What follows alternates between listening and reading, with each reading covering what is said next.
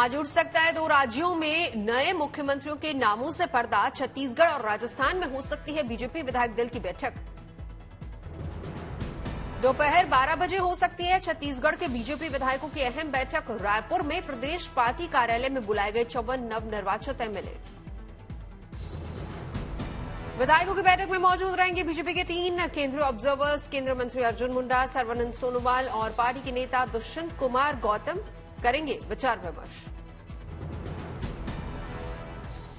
छत्तीसगढ़ में बीजेपी के प्रभारी ओम माथुर, केंद्रीय मंत्री मनसुख मांडविया भी बैठक में होंगे शामिल। सह प्रभारी नितिन नवीन भी रहेंगे मौजूद। छत्तीसगढ़ में मुख्यमंत्री पद के लिए पूर्व मुख्यमंत्री रमन सिंह समेत कई नेताओं के नामों पर चर्चा। पूर्व केंद्रीय मंत्री विष्णुदेव साय और रेणुका सिंह समेत कई कद्दावर नेता हैं मुख्यमंत्री की रेस में। राजस्थान में भी आज हो सकती है बीजेपी विधायक दल की बैठक। नए मुख्यमंत्री के नाम पर हो सकता है विचार। आज रायपुर पहुंचेंगे राजस्थान के लिए केंद्रीय पर्यवेक्षक राजनाथ सिंह, विनोद तावड़े और सरोज पांडे भी होंगे शामिल। बीजेपी ने सभी नवनिर्वाचित विधायकों को आज बुलाया जयपुर। बैठक में होगी नए सीएम पर चर्चा। राजस्थान में मुख्यमंत्री पद की होड़ में पूर्व मुख्यमंत्री वसुंधरा राजे समेत कई कद्दावर नेता। दिया कुमारी भी सीएम की रेस में। राजस्थान में गजेंद्र सिंह शेखावत, किरोड़ीलाल मीणा और राज्यवर्धन सिंह राठौर पर भी लग रही हैं अटकलें। बीजेपी संसदीय बोर्ड लगाएगा नए सीएम के नाम पर मुहर। मध्य प्रदेश में कल होगा नए मुख्यमंत्री के बारे में मंथन, खत्म हो जाएगा सस्पेंस। भोपाल में सोमवार को शाम 4 बजे बुलाई गई है बीजेपी विधायक दल की बैठक। राज्य की सियासत पर टिकी हैं सबकी निगाहें। हरियाणा के मुख्यमंत्री मनोहर लाल खट्टर के लक्ष्मण और आशा लकड़ा को बीजेपी ने बनाया है मध्य प्रदेश में पर्यवेक्षक। विधायकों के साथ करेंगे नए सीएम के नाम पर विचार। मनोहर लाल खट्टर ने जताई उम्मीद, सर्वसम्मति से लिया जाएगा फैसला, आसानी से हो जाएगा नए मुख्यमंत्री का चुनाव। मध्य प्रदेश में शिवराज सिंह चौहान समेत कई बड़े नेता सीएम पद के दावेदार। विधायकों की बैठक का हो रहा है इंतजार। बीजेपी के बहुमत वाले 3 राज्यों में बढ़ी सियासी सरगर्मी। नए सीएम के चुनाव पर देश भर में नजर। छत्तीसगढ़ के निवर्तमान सीएम भूपेश बघेल का बयान, बेसब्री से कर रहे हैं नए मुख्यमंत्री के नाम के ऐलान का इंतजार। भूपेश बघेल ने मुख्यमंत्री के चुनाव में हो रही देरी को लेकर बीजेपी पर तंज कसा। कहा, ये हो गया है कौन बनेगा करोड़पति का सवाल। राजस्थान के निवर्तमान सीएम अशोक गहलोत ने भी बीजेपी पर साधा निशाना। कहा, पार्टी में अनुशासन की कमी। अशोक गहलोत पर बीजेपी ने किया पलटवार। अनुराग ठाकुर बोले, सोमवार तक पूरी कर देंगे गहलोत की मुराद। 2018 में कांग्रेस को लग गए थे 16 दिन। राजस्थान के प्रदेश बीजेपी अध्यक्ष सीपी जोशी ने गहलोत को दी नसीहत। कहा, अपने परिवार की करे चिंता। राजस्थान बीजेपी की सह प्रभारी विजया राहटकर का बयान, सभी विधायकों से रायशुमारी के बाद ही सीएम के चेहरे को लेकर होगा फैसला। राजस्थान में बीजेपी विधायक हमीश सिंह भायल ने गहलोत पर किया पलटवार। बोले, राजस्थान बीजेपी में किसी तरह का कोई विवाद नहीं। राजस्थान में निर्दलीय विधायक ने रविंद्र सिंह भाटी ने दिया बीजेपी को समर्थन देने का संकेत। बोले, मोदी जी और राष्ट्रवाद की विचारधारा से पहले भी जुड़ा था और आज भी है। राजस्थान के कांग्रेस प्रभारी सुखजिंदर रंधावा बोले, पार्टी ने किया हार के कारणों पर विचार। नेता विपक्ष पर अभी फैसला बाकी। मध्य प्रदेश में नए सीएम के चुनाव से पहले बढ़ी सियासी सरगर्मी। नॉर्थ भोपाल में मतदाताओं का शुक्रिया अदा करने के लिए पहुंचे शिवराज सिंह चौहान। शिवराज सिंह चौहान का बयान, अब राज्य में 29 लोकसभा सीटों पर बीजेपी को जिताने का है मिशन। शिवराज सिंह चौहान ने मुस्लिम महिला समी नबी से भी मुलाकात की। बीजेपी को वोट करने पर परिवार के सदस्यों पर प्रताड़ित करने का लगाया आरोप। सीएम ने दिया सुरक्षा और सम्मान का भरोसा। छत्तीसगढ़ में कांग्रेस की हार पर बोले प्रदेश अध्यक्ष दीपक बैज, पार्टी में हो रहा है मंथन, कमियों पर चर्चा। छत्तीसगढ़ में बीजेपी के वरिष्ठ नेता विष्णुदेव साय का बयान, कांग्रेस ने किया राज्य की जनता के साथ विश्वासघात। केंद्रीय मंत्री अनुराग ठाकुर ने कांग्रेस पर बोला हमला। झारखंड में कांग्रेस सांसद के यहां करीब 300 करोड़ कैश मिलने पर बोले कांग्रेस और भ्रष्टाचार का चोली दामन का साथ। ओडिशा में भी नगद बरामदगी पर बीजेपी ने खोला मोर्चा। केंद्रीय मंत्री धर्मेंद्र प्रधान बोले कांग्रेस को देना होगा जवाब। केंद्रीय मंत्री अर्जुन मुंडा ने भी कांग्रेस पर साधा निशाना, कहा पाई पाई का हिसाब देना होगा। रांची में बीजेपी युवा मोर्चा का प्रदर्शन। कांग्रेस सांसद के यहां नगद रुपए बरामद होने पर हल्ला बोल। बीजेपी कार्यकर्ताओं ने दिल्ली में किया प्रदर्शन। कांग्रेस सांसद के खिलाफ भ्रष्टाचार मामले पर काटा बवाल। आज बिहार दौरे पर रहेंगे केंद्रीय गृह मंत्री अमित शाह। पटना में ईस्टर्न जोनल काउंसिल की 26वीं बैठक की अध्यक्षता करेंगे। ईस्टर्न जोनल काउंसिल की बैठक में एक दूसरे से रूबरू होंगे अमित शाह और सीएम नीतीश। बैठक से पहले बोले नीतीश, सबका स्वागत है। अमित शाह के बिहार दौरे पर बोले जेडीयू अध्यक्ष राजीव रंजन सिंह, सरकारी काम है क्षेत्रीय परिषद की बैठक, उसका कोई राजनीतिक मतलब नहीं।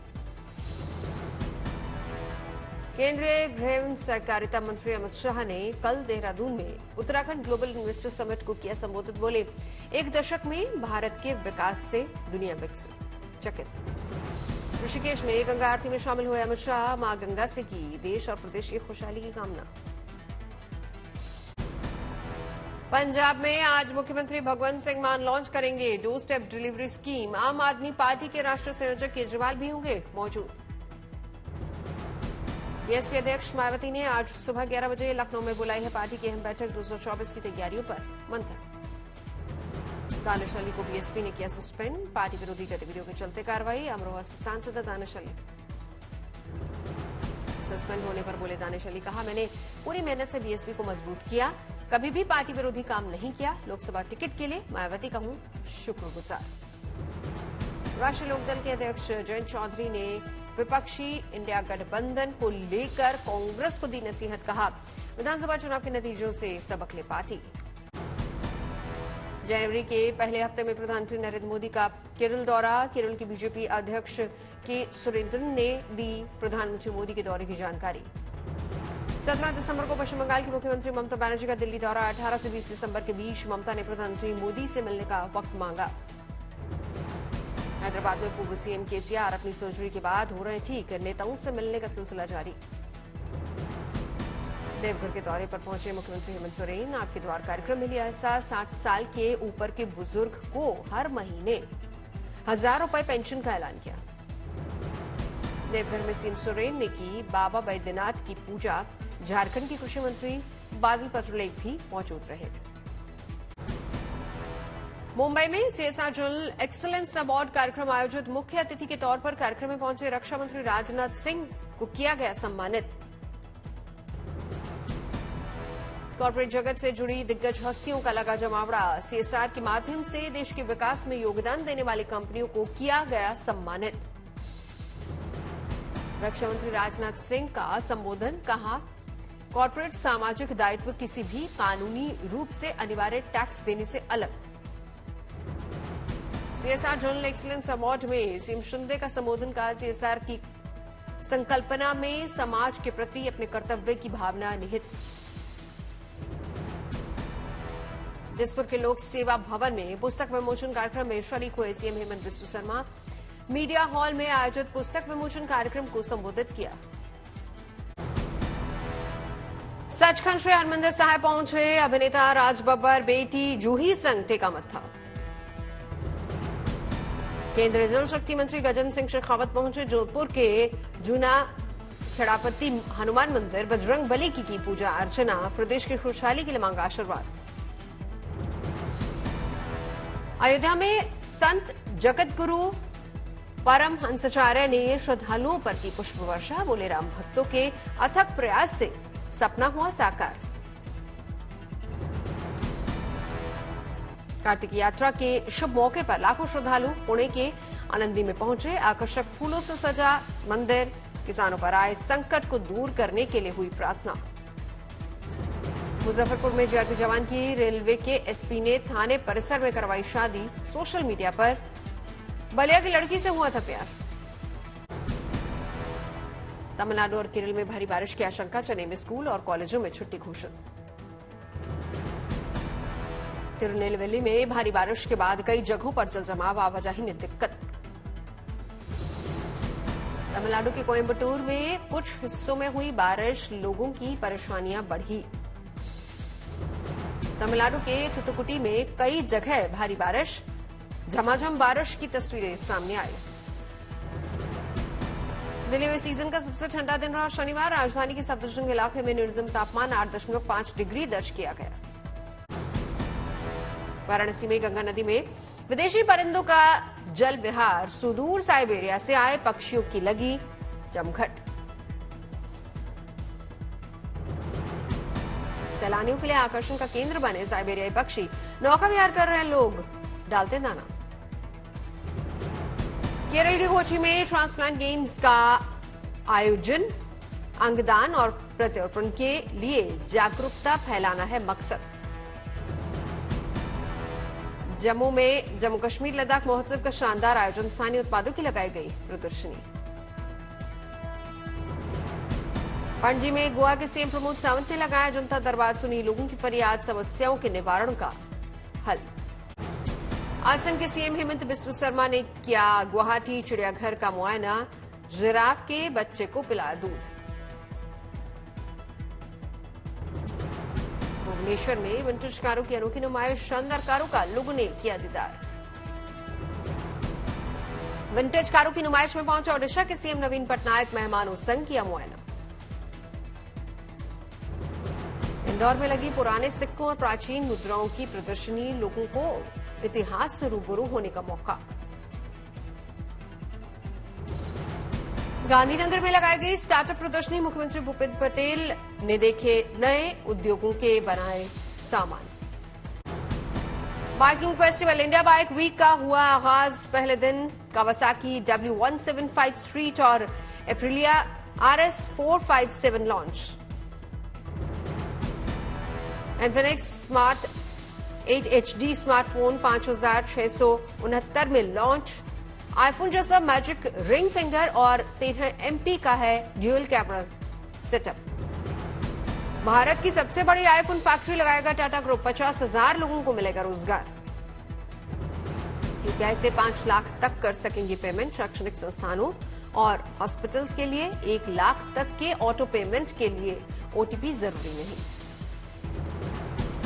सरकार ने प्याज एक्सपोर्ट पर मार्च 2024 तक लगाई रोक। अक्टूबर में 66,000 प्रति क्विंटल फिक्स किया था MEP।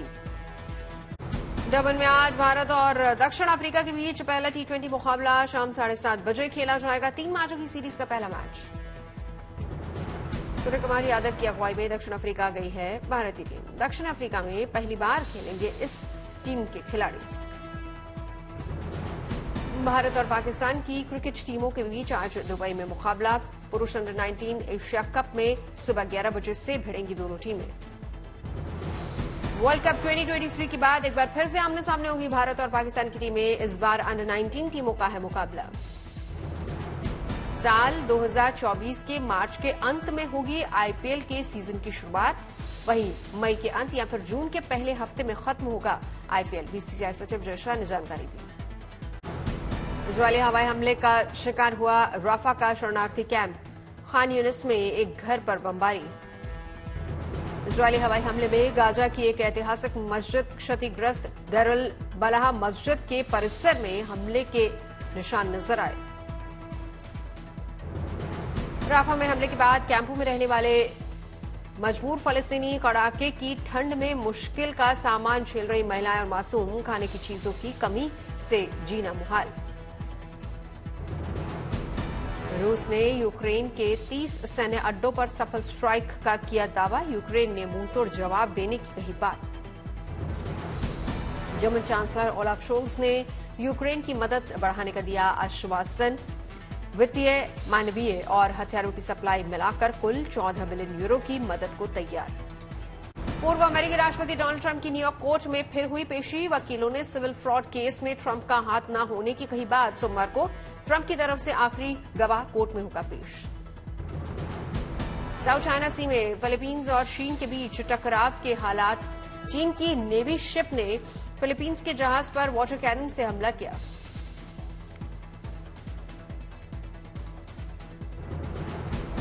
यूरोपीय देशों में एयर रेगुलेशन डील को मंजूरी। आर्टिफिशियल इंटेलिजेंस के सुरक्षित इस्तेमाल को लेकर ईयू ने बनाए सख्त कानून। रोम अस्पताल में आग लगने पर फायर फाइटर्स ने मरीजों और डॉक्टर्स को सुरक्षित बाहर निकाला। गंभीर रूप से बीमार लोगों को नजदीकी अस्पताल में पहुंचाया गया। नेदरलैंड के एम्स्टर्डम पर चढ़ा क्रिसमस का रंग। गलियों और बाजारों में हुई क्रिसमस के मौके पर शानदार राइड। फिल्म एनिमल का बॉक्स ऑफिस पर धमाल। वर्ल्ड वाइड अब तक 600 करोड़ से ज्यादा की कमाई। भारत में फिल्म एनिमल ने पार किया 350 करोड़ से ज्यादा कमाई का आंकड़ा। जल्द 400 करोड़ के क्लब में होगी शामिल। रश्मिका मंदाना ने फिल्म एनिमल में अपने किरदार पर साझा किया नोट। लिखा, सभी तरह की हिंसा, चोट और असहनीय दर्द से भरी दुनिया में गीतांजलि शांति और विश्वास लाएगी। रश्मिका मंदाना ने एनिमल के सेट से कुछ अनदेखी तस्वीरें शेयर की। फिल्म में रश्मिका के किरदार की हुई है तारीफ। जूस की दुकान चलाने वाले 24 साल के मोहम्मद आशिक बने मास्टर शेफ विनर। ट्रॉफी के साथ जीते 25 लाख रुपए।